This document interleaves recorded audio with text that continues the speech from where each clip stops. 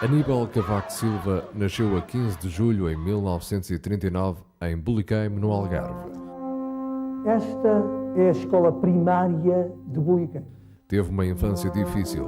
Aos 13 anos, chumbou no terceiro ano da escola comercial e cumpriu o castigo de enxada na mão na horta do avô. Ainda adolescente, ganhou medalhas de mérito esportivo, 110 metros barreiras e ping-pong estudantil. Em 1963, parte para Moçambique no cumprimento do serviço militar obrigatório, como oficial miliciano da administração militar em Lourenço Marques, hoje Maputo. Termina o curso de Finanças em 1964 no Instituto Superior de Ciências Económicas e Financeiras de Lisboa. Nesse ano, casa com Maria Alves da Silva, de quem tem 2 filhos. Em março de 1966, inicia a sua carreira docente como assistente no Instituto Superior de Economia na disciplina de Finanças Públicas. 2 anos mais tarde, ingressa na Universidade de York, Reino Unido, onde em 1973 obtém o grau de Doctor of Philosophy, com a tese A Contribution to the Theory of Macroeconomic Effects of Public Debt. Regressa a Portugal em 1974 e passa a exercer as funções de professor auxiliar no Instituto Superior de Economia. Em 1975, é professor da Universidade Católica Portuguesa. Em 1977, começa a lecionar na Faculdade de Economia da Universidade Nova de Lisboa. Nesse mesmo ano, é nomeado diretor do Gabinete de Estudos do Banco de Portugal. É ministro das Finanças no governo de Sá Carneiro, de janeiro de 1980 a janeiro de 1981. Toma posse a 3 de janeiro.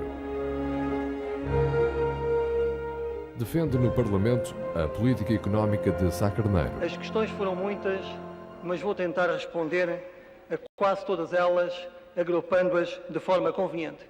Vou começar pela questão da inflação. Surpreendentemente, aparecem aqui muitas pessoas que agora defendem a inflação em Portugal. Já tive a ocasião de afirmar nesta Câmara que o Governo é contra a inflação.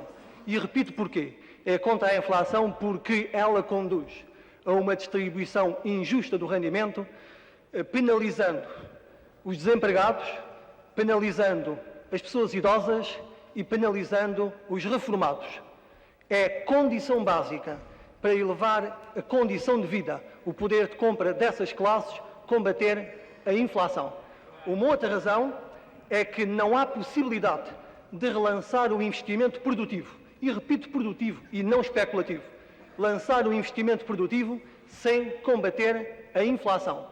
Um outro ponto ainda é que a inflação é, isso é conhecido de todos, uma das causas de afetação ineficiente de recursos numa economia e não tenhamos dúvidas que em Portugal uma taxa de inflação elevada conduziria com certeza a obstáculos à nossa integração na CE e aproveitamento de todas as potencialidades que ela nos oferece. Pinto Balsemão, em substituição de Sá Carneiro, falecido no acidente de Camarate, toma posse em janeiro de 81. Por isso, prefiro não falar principalmente do homem, cuja memória continuarei a venerar. Cavaco Silva não aceita fazer parte do novo governo da AD.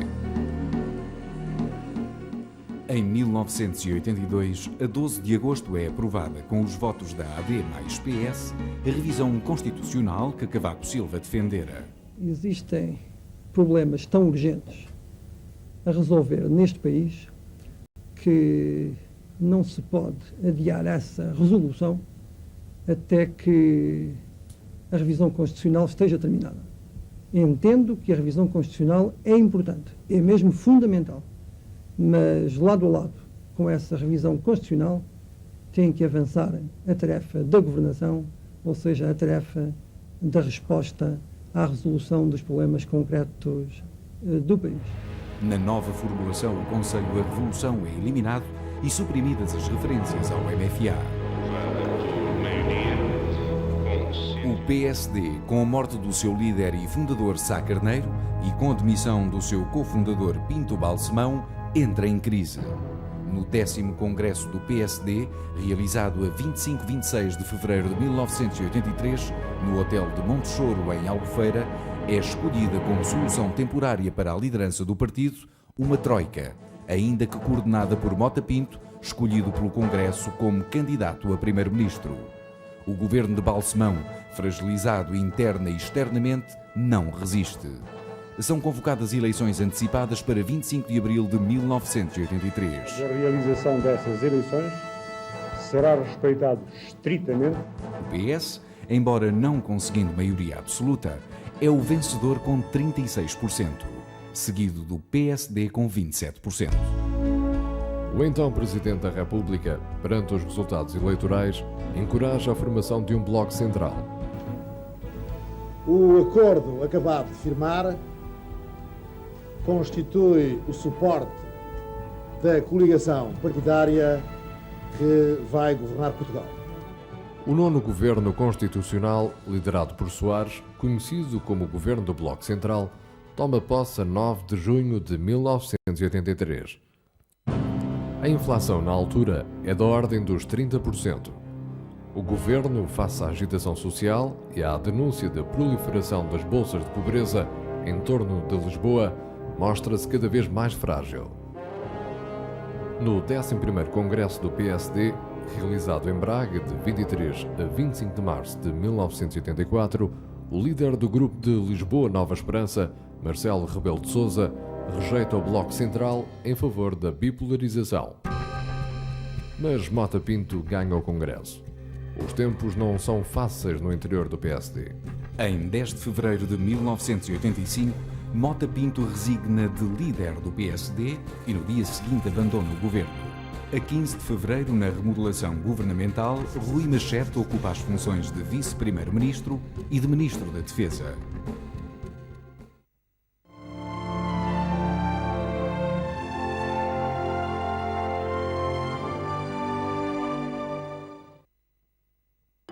Aproximam-se as presidenciais. O PSD tem dificuldades na escolha de um candidato. A Freitas do Amaral antecipa-se às decisões partidárias e anuncia a sua candidatura em 26 de abril de 1985. O PSD está dividido entre o apoio a Mário Soares e Freitas do Amaral. A decisão ganhará forma no 12º Congresso da Figueira da Foz, em maio de 1985. Vários grupos convergem e divergem no PSD. Mota Pintistas no grupo de Coimbra, Balsemistas, Mota Amaralistas e o grupo de Lisboa Nova Esperança. Três questões dividem os grupos: a liderança do partido, a estratégia para as eleições presidenciais e o futuro da coligação com os socialistas.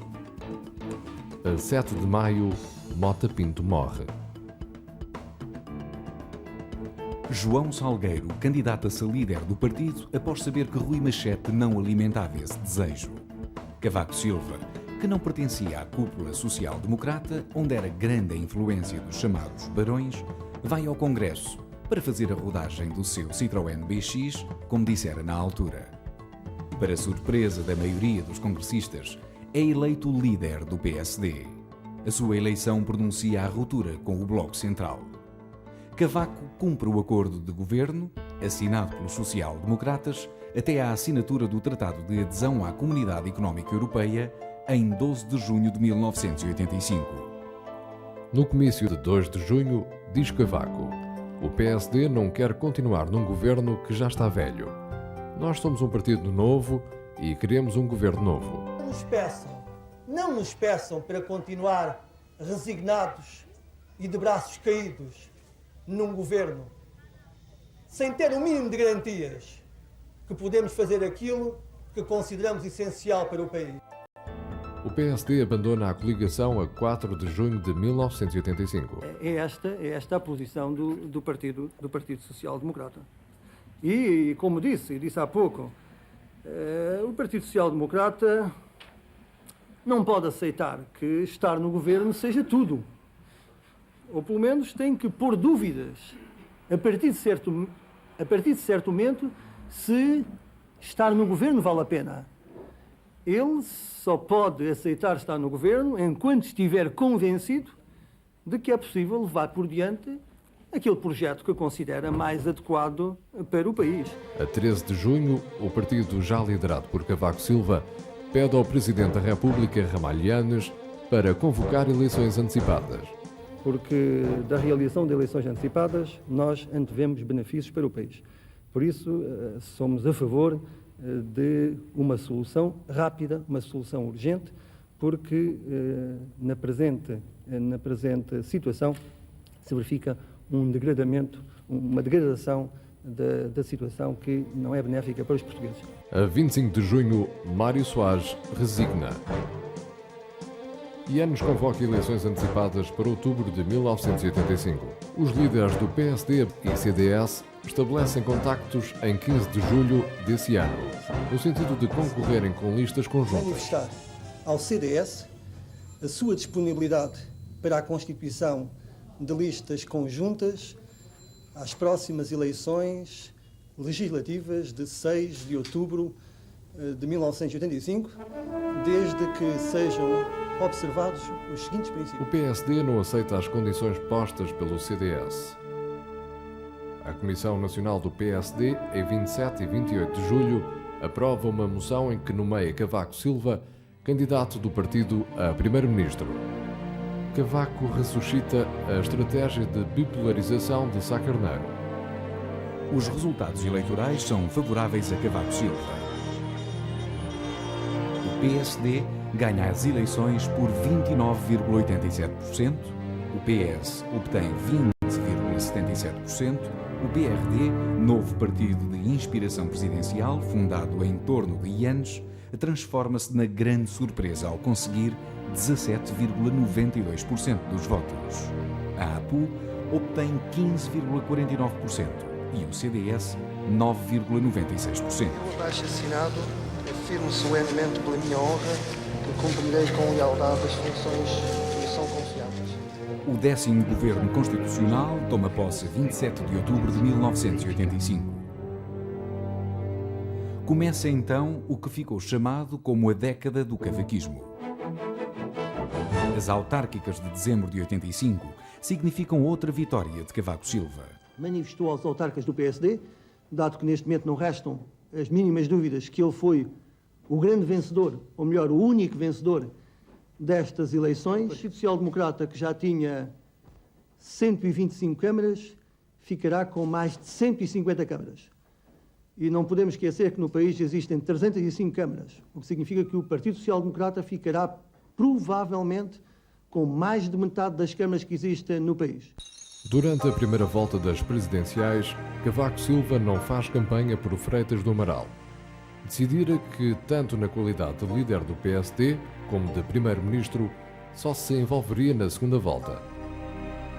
Na segunda volta, após as sondagens que, à partida da campanha eleitoral, o davam como grande derrotado, Soares ganha por 50,8% e Freitas queda-se pelos 48,3%.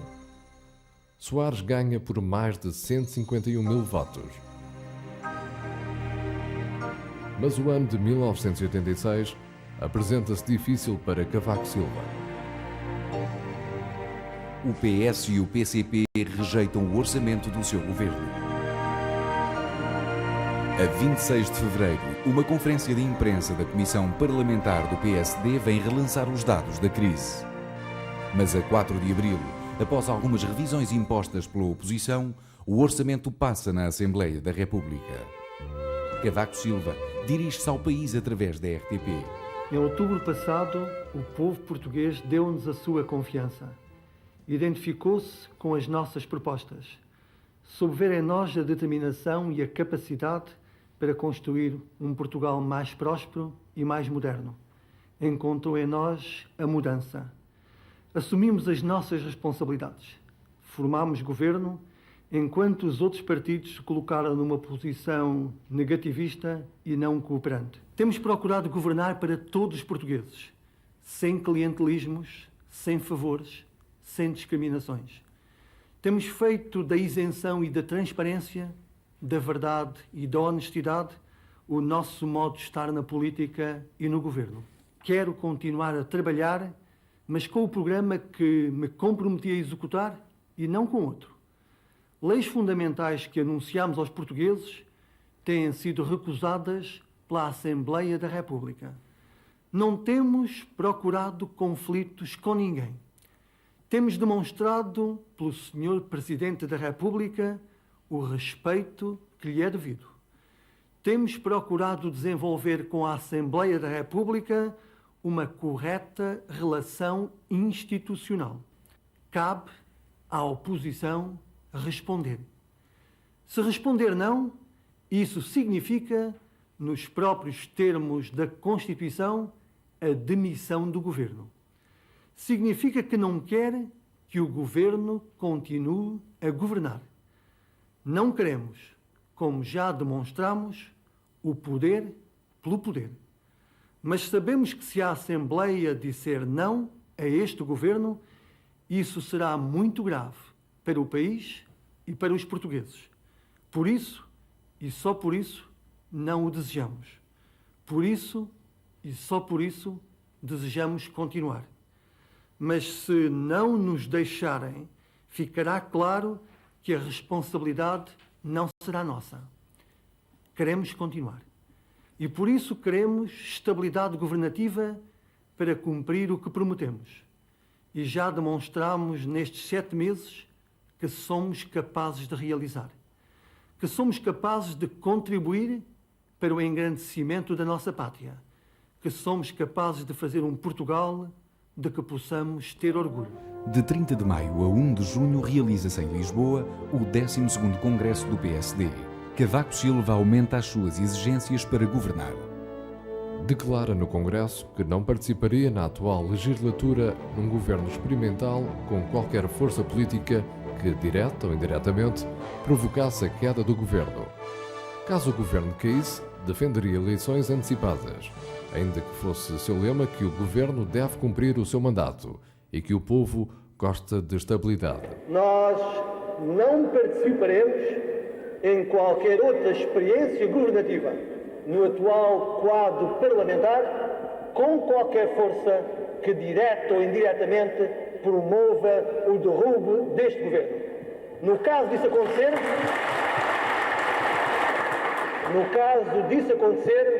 a nossa posição não pode ser de dizermos que nos opomos ao governo que vai surgir em alternativa. A nossa posição tem que ser só uma. Exigimos que seja apurada a vontade atualizada do povo português. Cavaco manifesta a convicção de a obtenção de uma maioria absoluta é a melhor e mais eficaz forma de governar. O PSD apresentar-se a essas eleições depois de os seus órgãos nacionais discutirem a estratégia mais adequada. Mas olha, se tudo continuar como neste momento está a ocorrer, eu começo a alimentar fortes esperanças que o Partido Social Democrata seja maioritário e então teremos esta grande oportunidade, que é ter um governo homogéneo e com uma maioria na Assembleia da República. Era de facto o que o país precisava.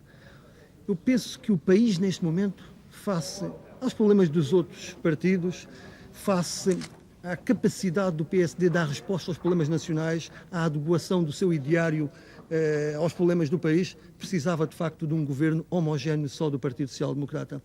Aguardemos por essas eleições, que eu não estou a esperar que ocorram nos próximos anos. Nós queremos cumprir o nosso mandato. E o nosso mandato é de 4 anos. Deem-nos essa oportunidade, deixem-nos governar. São visíveis alguns problemas internos no PRD. E são dadas como reais as boas relações entre Cavaco, Primeiro-Ministro, e Soares, Presidente da República. Soares, bom entendimento com o Governo?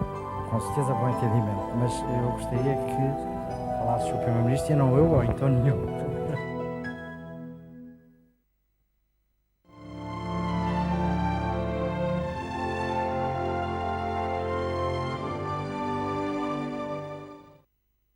A 23 de março de 1987, o PRD apresenta uma moção de censura contra o governo minoritário de Cavaco Silva. O pretexto fora a visita de uma delegação parlamentar à URSS, mas que incluía uma paragem na Estónia.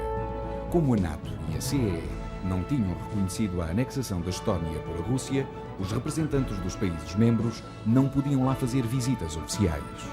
O PS, liderado por Vítor Constâncio, apoia a moção. O debate sobre a moção de censura começa a 2 de abril. Durante os 2 dias de debate, a Estónia foi totalmente esquecida. Elementos do governo defendem eleições antecipadas. Dias Loureiro declara a 5 de abril, a propósito da antecipação das eleições, qualquer outra solução seria politicamente ilegítima. Nós dizemos é que a estabilidade passa por eleições. Outra qualquer solução não vinha trazer a estabilidade que precisamos, antes pelo contrário, vinha ainda trazer... Soares estava no Brasil em visita oficial e ainda tenta convencer por telefone Constâncio a que o PS não vote favoravelmente a moção. Os dados estão lançados. A contagem dos votos na Assembleia da República é desfavorável ao governo. Cavaco Silva assina o protocolo da passagem de Macau para a China, como o regresso definitivo às fronteiras originais do país.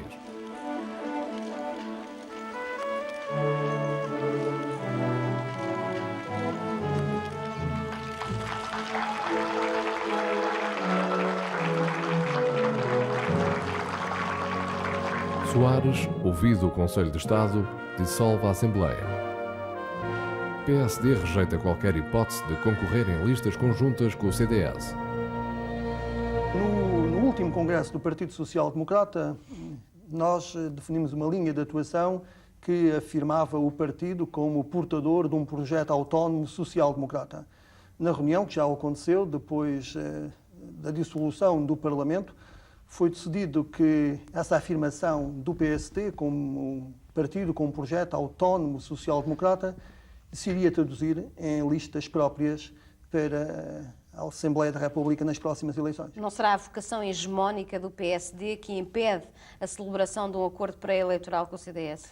Não, pensamos que os partidos devem apresentar ao eleitorado com a sua própria cara, com o seu próprio rosto, com as suas propostas. E o Partido Social Democrata tem um projeto social-democrata que, como sabe, é um projeto que aposta na dignificação do homem, na livre iniciativa, no reconhecimento do mérito, contra os privilégios, um projeto de desenvolvimento económico, de justiça social, de solidariedade social. E é com esse projeto que nós nos apresentaremos ao eleitorado. E o CDS não partilharia esse projeto? Bem, é um projeto ligeiramente diferente, como sabe, é um projeto democrata cristão que não tem os mesmos valores que os valores da social-democracia. É uma via reformista, como sabe, uma via evolutiva que pretende resolver os problemas do país através de reformas que são conseguidas de uma forma concertada, por isso defendemos a concertação social, que atribui um valor muito particular à solidariedade social e também à defesa da qualidade de vida e muitos outros, como eu já mencionei há pouco. É um projeto de modernidade para o país. Nas eleições de julho, Cavaco ganha a maioria absoluta com 50,22%.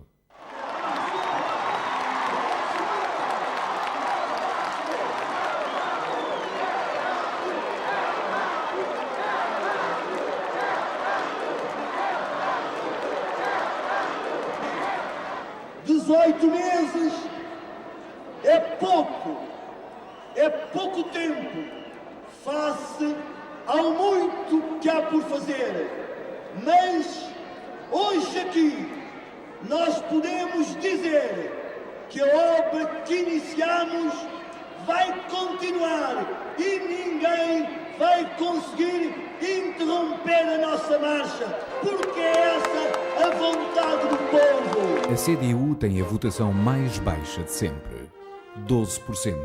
Cunhal acusa Soares de ajudar Cavaco a vencer as eleições e acusa o governo de manipular os mídia. Para Cunhal, tratou-se de uma derrota da democracia. O PRD, de 18%, passa para 5%. Adriano Moreira, o líder do CDS, considera os resultados do PSD um terremoto eleitoral e os resultados do seu partido, 4%, um desastre eleitoral. Com uma confortável maioria absoluta, toma posse o 11º governo do PSD.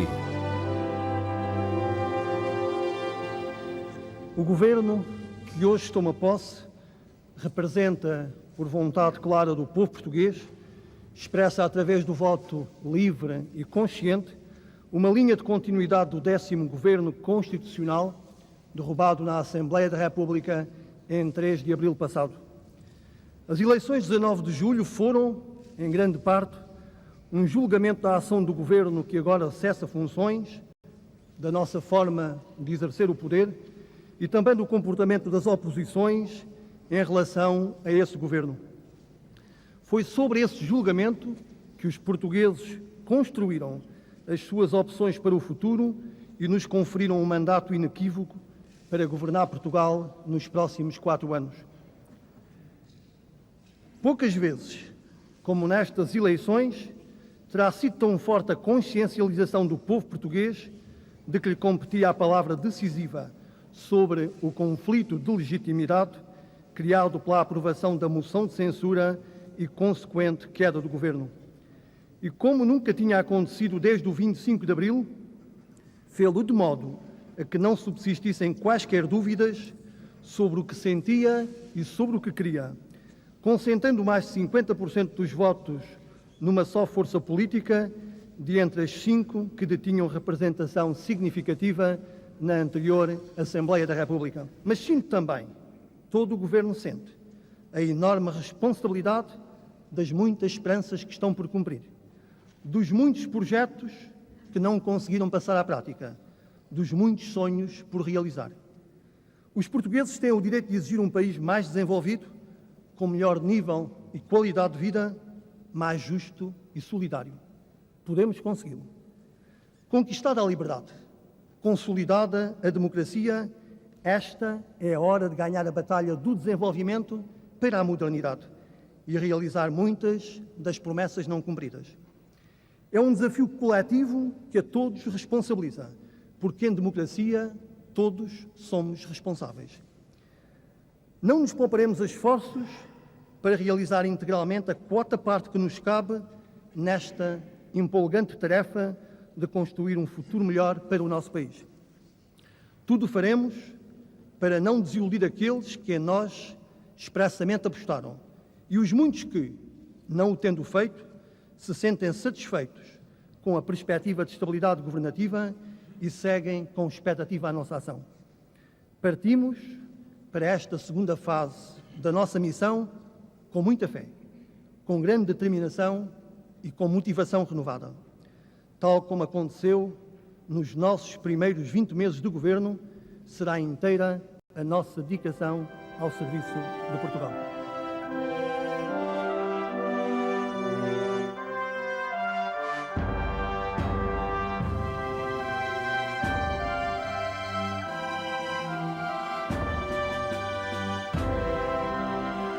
Cavaco Silva discursa a 17 de agosto na Assembleia da República. O problema da revisão constitucional é uma das referências fortes do discurso. Não podemos também esquecer que o Partido Socialista, indispensável para a revisão constitucional, saiu derrotado de umas eleições e depois entrou em problemas internos e teve o seu congresso só em fevereiro. Logo, o Partido Social Democrata, desde o início, entendeu não colocar na praça pública esta matéria da revisão constitucional, nem tomar posições que viessem a dificultar no futuro o consenso indispensável. Por isso não houve qualquer alteração de estratégia. Só agora é que nós verificamos que o Partido Socialista se apresenta bastante aberto, tal como o Partido Social Democrata, para chegar a uma Constituição de um país moderno, de um país que dá na Europa comunitária, e que quer realizar um processo de desenvolvimento e de modernização. E eu penso que nós vamos conseguir isso. Têm vindo a ocorrer encontros entre os partidos. Foi o Partido Social Democrata que convidou, há algum tempo atrás, penso que no mês de março ou abril, o Partido Socialista para conversas formais. Têm vindo a ocorrer, formais e informais. A revisão constitucional é aprovada em 1989.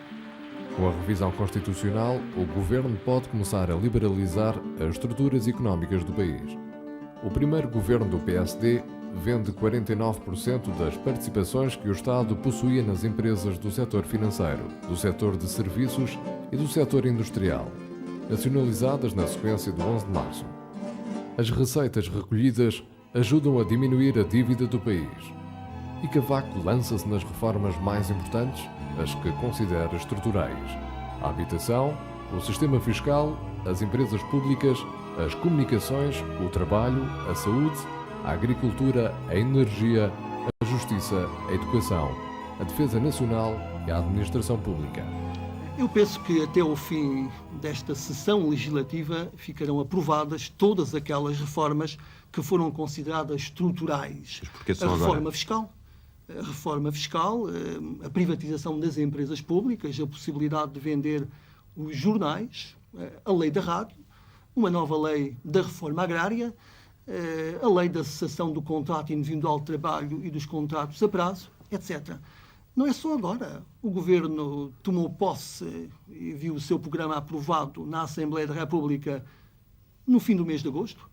A Assembleia da República compete-lhes aprovar estas reformas. Ela tem um determinado ritmo. Para o meu gosto, é um ritmo lento e tem demorado a aprovação de algumas das propostas que o Governo apresentou. Quero recordar que o Governo apresentou a maior parte das suas propostas no mês de novembro de 1987. E as remanescentes em março. Não, as remanescentes em março. Fevereiro, março. E a reforma fiscal é a maior reforma de todas aquelas que têm sido qualificadas como estruturais, de fundo. É uma reforma muito complexa. Mas eu penso que vão ficar todas prontas.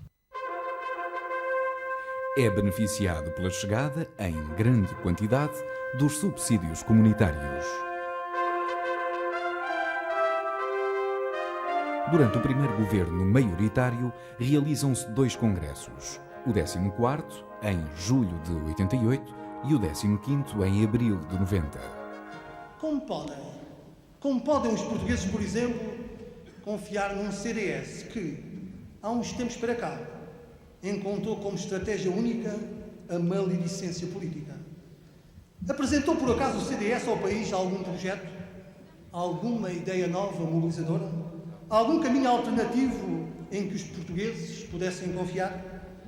Do Partido Comunista, onde finalmente as famosas paredes de vidro deixam passar uma tímida claridade, nada podem esperar os portugueses, sobretudo os mais desfavorecidos. Está à vista de quem tem olhos para ver que se trata de um partido velho, de ideias velhas, onde, apesar da perestroika soviética, não cabem as mais tímidas tentativas de mudança. Quanto ao PRD, todos reconhecem que não vale a pena perder muito tempo com os juízes críticos. Apenas direi que o PRD mais não é hoje do que a sobrevivência de um equívoco, arrastando-se penosamente numa agonia irreversível. Diversa é a responsabilidade democrática do Partido Socialista que, embora debilitado, é ainda o maior partido da oposição. Porém, os socialistas, não obstante as promessas de renovação e de modernização feitas há 2 anos, têm igualmente decepcionado profundamente os portugueses. Com este comportamento, os socialistas afastam-se ainda mais do sentir da grande maioria dos portugueses.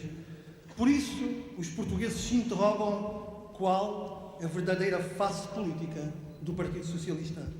Vai o PS continuar a dizer mal de tudo e de todos? Vai o PS continuar a dar as mãos ao Partido Comunista, assim ajudando à sobrevivência de uma direção velha e anquilosada? O que quer para Portugal o PS? Ninguém sabe, porque o PS também não faz ideia. Não foi sem alguma tristeza que fui tomando conhecimento de algumas jogadas pessoais, de manobras de grupo e do esquecimento dos interesses gerais do partido, só para conseguir um lugar na lista ou conseguir ser eleito para uma junta de freguesia. Em alguns sítios do nosso país, podemos dizê-lo aqui, foram sociais-democratas os principais adversários do próprio PSD.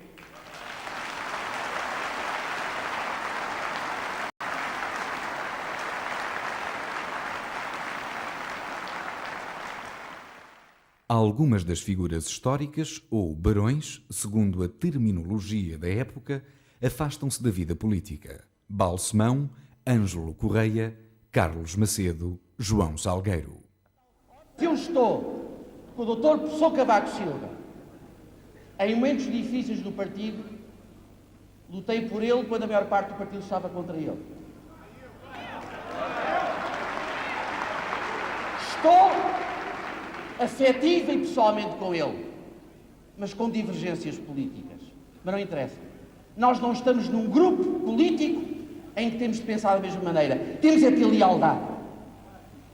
E eu estou com ele, mas estar com ele não é estar com a entourage dele. Aumentam as denúncias de cada vez maior dependência do partido da ação de Cavaco Silva, acusando o PSD de se ter subordinado ao governo. Preparam-se as eleições de 91. Cavaco diz que o PSD só formará governo se obtiver uma nova maioria nas eleições legislativas. Soares é reeleito à primeira volta com 70% dos votos. E quero garantir a todo o povo português que serei em absoluto fiel aos meus compromissos. Isto é, que serei o presidente de todos os portugueses, como fui no passado. Eu penso que há uma grande diferença entre uma primeira candidatura e uma recandidatura. Numa primeira candidatura, os diferentes partidos podem considerar que diferentes pessoas podem garantir melhor as condições de estabilidade política no país, a criação do clima de confiança, o funcionamento normal das instituições. E por isso podem ter diferentes opções. Numa recandidatura é diferente. Se um Presidente da República vem exercendo com agrado geral da população seu mandato, não consigo encontrar qualquer razão para que os partidos políticos façam escolhas meramente determinadas pelos seus interesses partidários, só por ter um conflito, só por ter um candidato próprio. Acho que é muito diferente da escolha de um governo. Um governo tem a ver com o projeto sequer para a sociedade portuguesa, para a governação no dia-a-dia, para a resolução concreta dos problemas. Nas eleições de 91, o PSD obtém mais 400 mil votos do que 87. 50,4%. O CDS queda-se pelos 4,4%. Face a este resultado, Freitas do Amaral resigna de líder. O PRD, que fora a grande surpresa de 85, tem menos de 1% de votos, menos que o MRPP e o PSR. De acordo com os resultados disponíveis, o Partido Social Democrata registou uma vitória bem clara nestas eleições. Lutámos por uma maioria, convictos de que era a melhor solução para o nosso país e obtivemos-la. Estamos naturalmente contentes. Pessoalmente, sinto-me muito feliz pelos resultados conseguidos. Apresentámo-nos nestas eleições ao julgamento dos portugueses e é reconfortante ver que os eleitores valorizam positivamente o trabalho que o governo do PSD realizou nos últimos 4 anos. Há muito por fazer no nosso país. Portugal precisa do saber e do esforço de todos os portugueses. Estas eleições são um bom exemplo dado aos nossos parceiros europeus do empenho de Portugal em vencer os desafios com que está confrontado.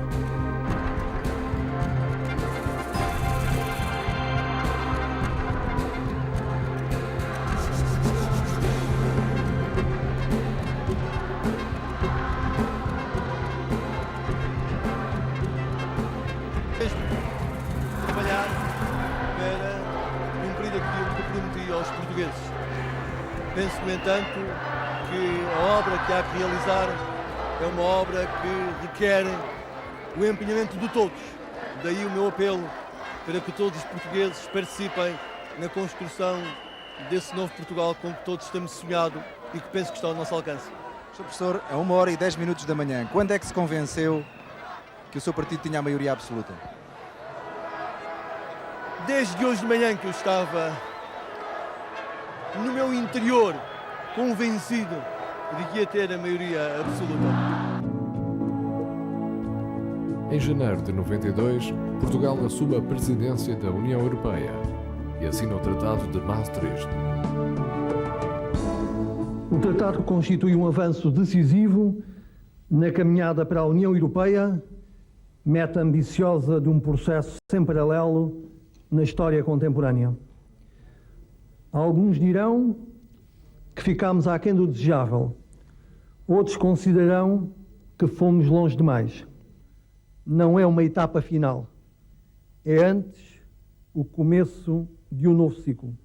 A criação de uma política externa e de segurança comum, cujos eixos fundamentais deverão ser definidos já na Cimeira de junho em Lisboa, bem como a formulação de uma política de defesa comum, constituem desenvolvimentos políticos da integração europeia que permitirão à comunidade assumir de forma coesa e explícita a defesa dos seus interesses fundamentais e intervir crescentemente na cena internacional com uma voz única e com acrescida expressão. O PSD compromete-se a preparar o país para entrar na União Económica e Monetária, moeda única. O escudo entrou para o sistema monetário europeu no verão de 92. A comunicação social sofrera profundas alterações. Em 86, surgem um pouco por todo o país as antenas parabólicas. No ano seguinte, em julho, é aprovada a lei da televisão que permite a concessão de 2 canais privados de TV. Só em 92 serão atribuídos os 2 canais. Um, a SIC, a Balsemão. Outro, a TVI, à Igreja Católica. As presidências abertas de Soares provocam moça no governo. Soares faz uma denúncia da falta de habitação, da existência de pobreza e fome, sobretudo nas presidências abertas das áreas metropolitanas. Agravam-se as relações com Soares. No 16º Congresso do PSD, realizado em novembro de 92, aumenta o tom das críticas a Cavaco no interior do partido, mas ninguém se candidata contra ele.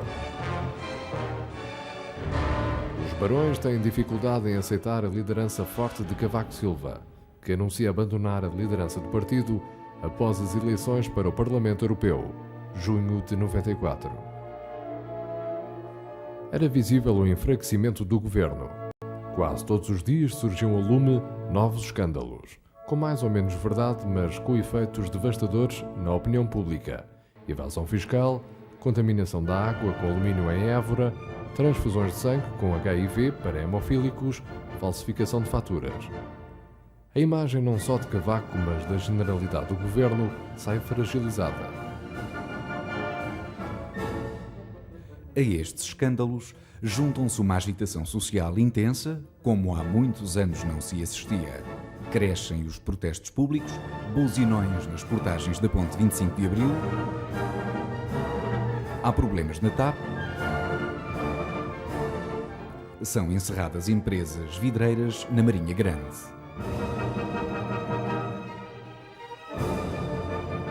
Nos partidos da oposição, assiste-se também a alterações mais ou menos profundas nas lideranças.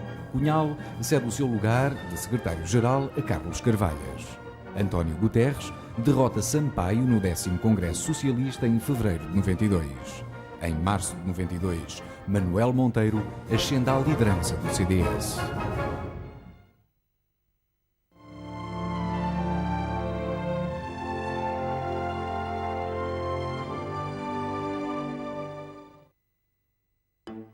Em outubro de 94, a Assembleia da República suspende os trabalhos de processo da revisão constitucional. O CDS apresenta uma moção de censura que não é aprovada. Infelizmente, ao fim de tantas horas de discussão, haverá que reconhecer que este debate foi uma enorme perda de tempo para Portugal e para os portugueses. Em Portugal, instabilidade foi sempre sinónimo de atraso, retrocesso, falta de esperança, perda de confiança, ausência de horizontes e de perspectivas para o futuro. Por mim, não quero voltar a esses tempos. Tudo farei para que tal não aconteça. Em janeiro de 1995, Cavaco torna público que não se vai candidatar a líder do partido e a primeiro-ministro nas próximas eleições legislativas. Boa tarde, meus senhores. No próximo mês de fevereiro vai realizar-se o Congresso do PSD. Aí vai ser aprovada a estratégia do partido e escolhidos os novos dirigentes nacionais. Tomei a decisão de não me candidatar outra vez a presidente do PSD. Há quase 10 anos que sou presidente do partido. Fui eleito a primeira vez em maio de 1985, na Figueira da Foz. Tenho vindo a defender a renovação do partido. Devo, agora, eu próprio dar o exemplo. Ao fim de quase 10 anos à frente do PSD, considero que é a altura de dar o lugar a outro. É um ato normal em democracia. Em democracia, todos os cargos políticos são temporários. O PSD é o maior partido português e tem pessoas capazes de assumirem a responsabilidade da liderança. Pessoas com tanta ou mais capacidade do que eu para ocupar o lugar. Como é normal, o novo presidente do partido deve ser o candidato a primeiro-ministro nas próximas eleições. O PSD tem pessoas com capacidade para conduzir os destinos do país. Não irei influenciar a escolha do meu sucessor. A escolha cabe ao Congresso. No Congresso de fevereiro de 95, Fernando Nogueira ganha a liderança a Durão Barroso por escassos 33 votos. Cavaco não apoiou publicamente nenhum dos dois candidatos. Queria dedicar esta vitória ao professor Aníbal Cavaco Silva.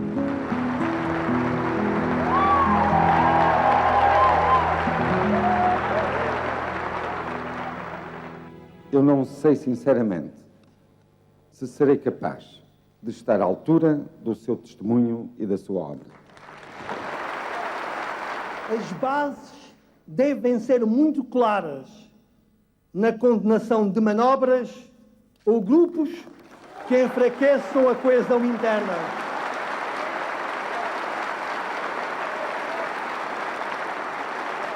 O PSD não pode ser trampolim para vantagens pessoais. O PSD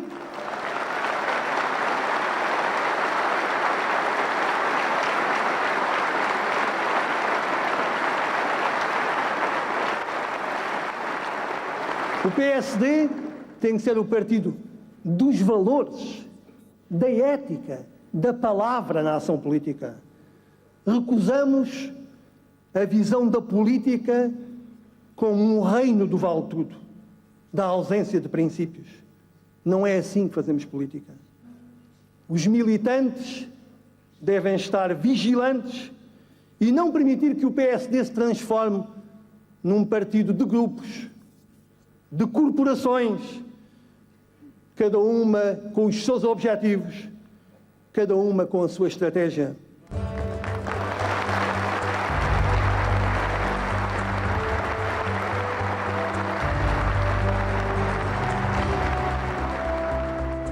Cavaco pede uma remodelação do governo, incluindo a nomeação de Fernando Nogueira, Ministro da Defesa, para Vice-Primeiro-Ministro. Soares não aceita a remodelação do governo proposta por Cavaco. Nogueira pede a demissão do Ministro da Defesa para se dedicar no partido à preparação das eleições legislativas. Em maio de 95, Soares anuncia que as eleições se realizam a 1 de outubro. O PSD é derrotado pelo partido de António Guterres, conquista 34%. O PS, com 43,9%, fica a 4 deputados da maioria absoluta. As eleições presidenciais realizam-se em 14 de janeiro de 96. Sampaio anunciar a sua candidatura já em fevereiro de 95. Cavaco Silva anuncia a intenção de se candidatar à presidência da República apenas uma semana depois das eleições legislativas. Suspende a sua inscrição no partido. Depois de refletir e ponderar sobre os desafios que no presente e no futuro se colocam a Portugal, tomei a decisão de me candidatar à presidência da República.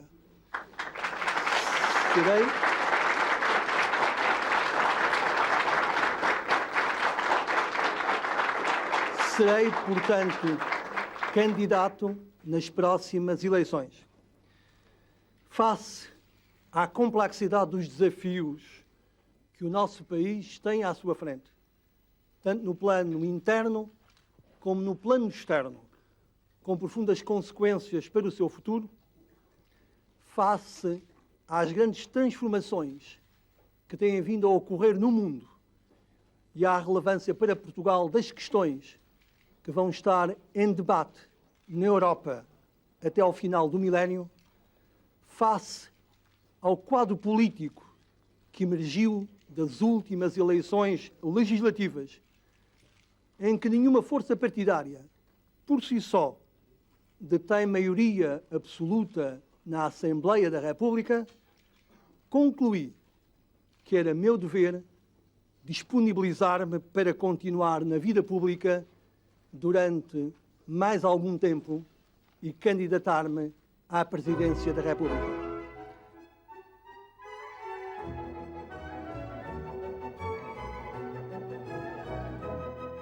Eu confio, eu aposto na juventude portuguesa.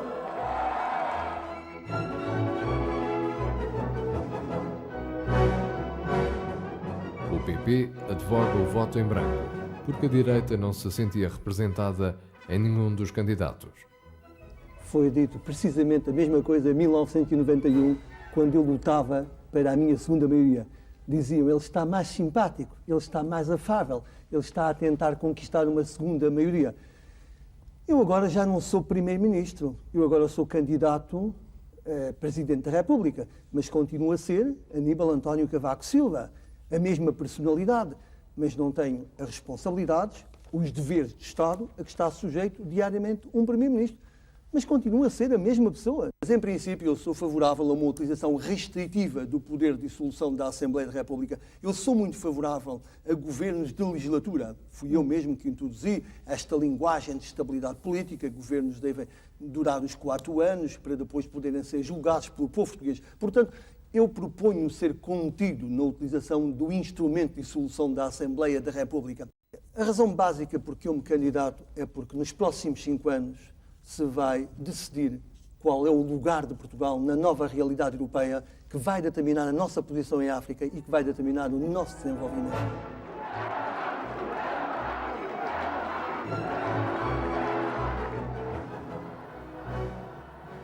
Expliquei aos portugueses a importância para o nosso futuro do equilíbrio na distribuição dos poderes. Mostrei aos portugueses todos os inconvenientes de uma concentração excessiva de poderes num só quadrante partidário.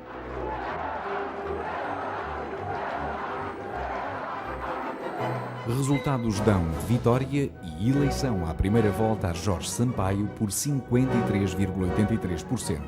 Cavaco Silva perde por 46,17%. As minhas primeiras palavras são de saudação ao Dr. Jorge Sampaio pela sua eleição para Presidente da República. Desejo-lhe as maiores felicidades no exercício das suas funções para o bem dos portugueses. Lutei por uma causa em que profundamente acredito. Procurei falar claro aos portugueses, procurei esclarecer. As ideias que defendi não tiveram o apoio da maioria do eleitorado. Como é óbvio, respeito totalmente a decisão. Dias depois da derrota presidencial de Cavaco, Fernando Nogueira resigna a liderança do partido. No 18º Congresso Extraordinário de 96, em março, em Santa Maria da Feira, Marcelo Rebelo de Sousa ganha a liderança do partido contra a candidatura de Santana Lopes. Cavaco regressa ao ensino e ao Banco de Portugal. Envolve-se ativamente na campanha contra a regionalização.